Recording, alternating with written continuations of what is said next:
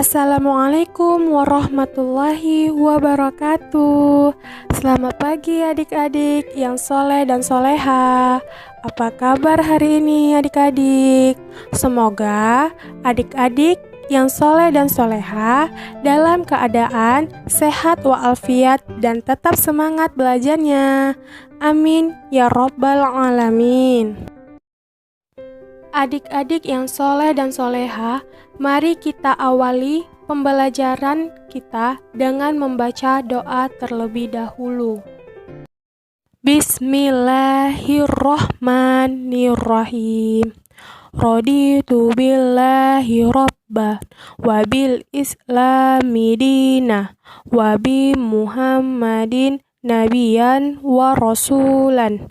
Rabbi zidni ilman warzuqni fahman. Kami ridho Allah Subhanahu wa Ta'ala sebagai Tuhanku, Islam sebagai agamaku, dan Nabi Muhammad sebagai Nabi dan Rasulku. Ya Allah, tambahkanlah kepadaku ilmu dan berikan aku pengantar yang baik. Amin. Hari ini kita akan belajar ilmu pengetahuan sosial dengan materi menghargai dan melestarikan peninggalan sejarah di Indonesia. Baik adik-adik semua, kita langsung masuk ke materi, yaitu tentang pengertian peninggalan sejarah.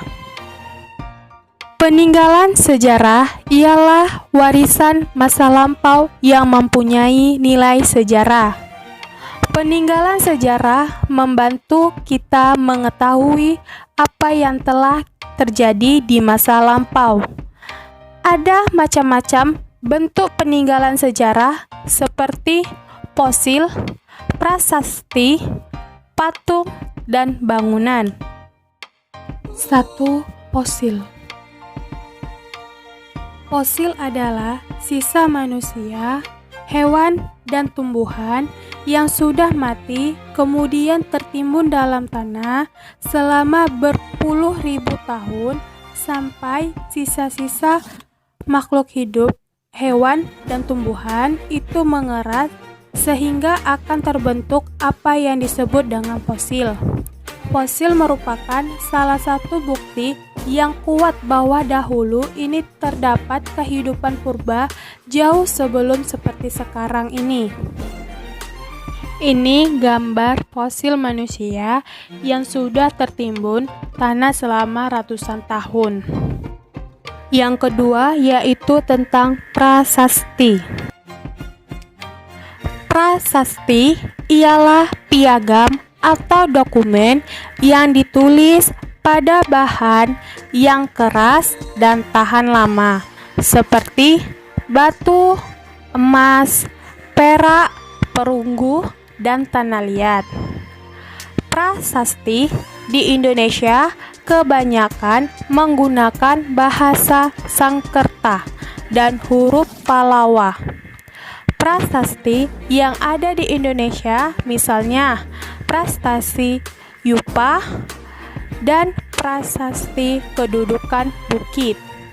Ini salah satu contoh prasasti Yupa peninggalan kerajaan Kutai. Prasasti Yupa membahas tentang kehidupan politik di kerajaan Kutai. Yang ketiga itu yaitu patung atau arca. Arca ialah patung yang dibuat dengan tujuan utama sebagai media keagamaan. Patung ini biasanya dibuat dari batu, perunggu, atau bahkan emas. Biasanya arca berasal dari kerajaan agama Hindu dan kerajaan agama Buddha, dan biasanya berbentuk hewan, dewa, raja-raja, dan ratu-ratu. Ini salah satu patung agama Hindu yang bernama patung Siwa. Ini salah satu contoh patung agama Buddha, yaitu Candi Borobudur yang terletak di Magelang, di Pulau Jawa, Provinsi Jawa Tengah. Yang keempat yaitu bangunan. Bangunan biasa disebut dengan rumah dan gedung. Bangunan yaitu segala sarana dan prasarana atau dalam kebudayaan dan kehidupan manusia dalam membangun peradaban.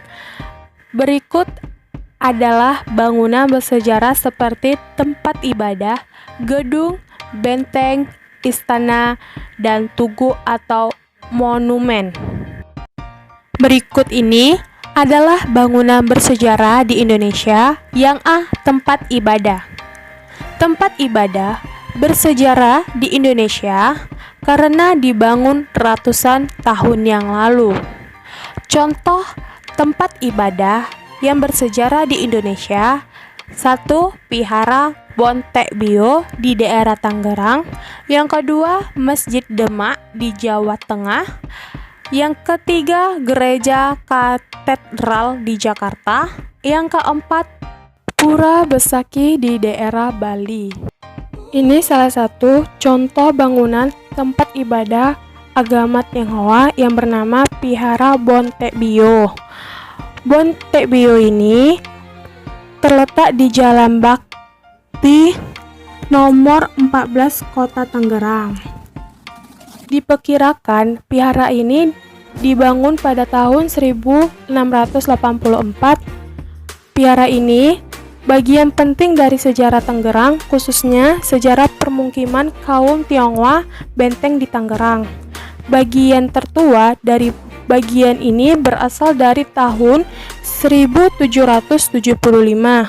Kuli ini mengalami renovasi besar pada tahun 1844. Kemudian sayap sisi kanan dan sayap sisi kiri ditambahkan pada tahun 1875. Serta halaman dalam renovasinya pada tahun 1904. Bontebio ini memiliki sejarah hubungan yang erat dengan birokrasi pemerintahan kolonial Tionghoa di Tangerang. Ini salah satu contoh bangunan tempat ibadah agama Islam, yaitu Masjid Agung Demak. Masjid Agung Demak salah satu masjid tertua yang ada di Indonesia. Masjid Agung Demak ini terletak di Kampung Kauman, Kelurahan Bintoro. Masjid Agung Demak ini dipercayai pernah menjadi tempat berkumpulnya para ulama atau wali yang menyebarkan agama Islam di Jawa, yang disebut dengan Wali Songo. Masjid ini didirikan oleh Raden Patah supaya semua orang yang ada di Jawa bisa memegang agama Islam. Raden Patah, Kesultanan pertama pada abad ke-15. Raden Patah merupakan seorang adipati dari anak seorang putri Cina yang konon diberikan oleh Sultan Cina sebagai lambang perdamaian kedua negara tersebut. Ini salah satu contoh bangunan tempat ibadah agama Kristen, yaitu Gereja Katedral. Gereja ini terletak di Jakarta Pusat. Gereja Katedral merupakan salah satu bangunan cagar budaya yang ada di Jakarta. Sebelum diresmikan sebagai bangunan cagar budaya, Gereja Katedral mempunyai sejarah yang panjang dalam pembangunannya. Pembangunan gereja ini dimulai ketika Paus Pius ke-7 mengangkat Pastor Nelissen sebagai Prefek Apostilik Hindia Belanda pada tahun 1807.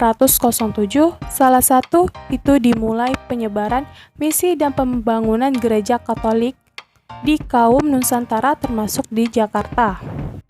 Di dalam gereja ini terdapat perpustakaan dan museum yang menjelaskan sejarah penyebaran ajaran agama Katolik di tanah Jakarta.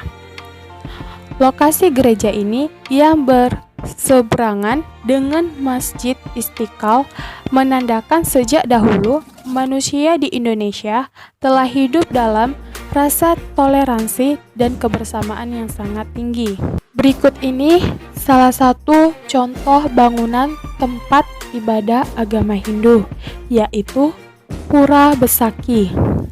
Pura Besaki yaitu komplek pura yang terletak di Desa Besaki.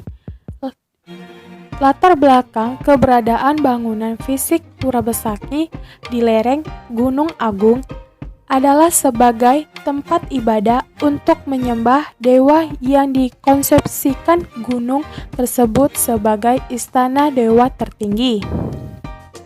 Dalam budaya masyarakat Hindu Bali, ternyata makna Pura Besaki diidentifikasi sebagai bagian dari perkembangan budaya sosial masyarakat Bali dari mulai pra-Hindu yang banyak dipengaruhi oleh perubahan unsur-unsur budaya yang berkembang sehingga budaya ide, wujud budaya aktivitas, dan wujud budaya material. B. Gedung. Berikut ini gedung-gedung bersejarah di Indonesia, yaitu 1. Gedung Stovia atau Museum Kebangkitan Nasional. Museum Kebangkitan Nasional menempati sebuah komplek bangunan bersejarah yang dibangun pada tahun 1899 di atas tanah yang luas. Bangunan tersebut pada awalnya diperuntukkan sebagai gedung sekolah dan asrama Stovia atau Sekolah Dr. Bumi Putra. Stovia yang didirikan pada tahun 1851 di Rumah Sakit Militer Weltevreden atau sekarang Rumah Sakit Pusat Angkatan Darat Gatot Subroto. Pada tahun 1926, gedung Stovia tidak lagi dimanfaatkan untuk kegiatan pendidikan. Semua aktivitas pendidikan kedokteran dipindahkan ke Salemba termasuk asrama para pelajarnya. Pemerintahan kolonial Hindia dan Belanda kemudian dimanfaatkan mula, yang berarti pendidikan dasar lebih luas atau seterata dengan SMP di masa sekarang ini. Kedua, Gedung Sumpah Pemuda. Menurut catatan yang ada, Museum Sumpah Pemuda pada awalnya adalah rumah tinggal milik Se Kong Liang. Gedung ini didirikan pada permulaan abad ke-20. Sejak tahun 1908, Gedung Keramat disewakan Stovia. Pada tanggal 15 Agustus 1928, gedung ini diputuskan akan diselenggarakan Kongres Pemuda kedua pada Oktober tahun 1928. Sugondo Joyopuspito, Ketua PPPI, pada Kongres pertama, pemuda telah berhasil diselesaikan perbedaan-perbedaan sempit berdasarkan kedaerahan dan tercipta Persatuan Bangsa Indonesia. Kongres Pemuda kedua diharapkan akan menghasilkan keputusan yang lebih maju. Di gedung ini memang dihasilkan keputusan yang lebih maju, yang kemudian dikenal sebagai Sumpah Pemuda. Ketiga, Gedung Proklamasi. Kompleks Taman Proklamasi terletak di sebidang tanah tempat bekas kediaman Presiden Soekarno di Jalan Pegangsaan Timur 56. Presiden Soekarno menyatakan kemerdekaan pada tanggal 17 Agustus 1945 dari teras depan rumahnya. Rumah tersebut dikenal sebagai Gedung Proklamasi. Ini adalah gambar gedung-gedung bersejarah di Indonesia. Yang gambar pertama itu yaitu tentang Gedung Stovia, yang gambar kedua itu Gedung Sumpah Pemuda, dan ketiga itu Gedung Proklamasi. Berikutnya kita akan membahas bentuk penghargaan terhadap peninggalan sejarah. Yang pertama itu merawat dan menjaga benda-benda peninggalan sejarah. Yang kedua itu mengunjungi tempat-tempat peninggalan sejarah. Dan ketiga itu menggunakan benda-benda peninggalan sejarah yang benar. Selanjutnya, menjelaskan tentang melestarikan peninggalan sejarah. Hal-hal yang dapat dilakukan dalam upaya melestarikan peninggalan bersejarah antara lain: 1. Melakukan pendataan dan pencatatan berbagai peninggalan sejarah. Yang kedua, mengumpulkan benda-benda bersejarah dan disimpan di dalam museum. Yang ketiga itu merawat dan menjaga barang atau peninggalan sejarah agar tidak rusak. Yang keempat itu melakukan penciptaan kembali bangunan bersejarah yang sudah rusak. Yang kelima itu menyebarkan luas informasi mengenai peninggalan sejarah yang ada. Demikian yang saya sampaikan, semoga bermanfaat. Wassalamualaikum warahmatullahi wabarakatuh.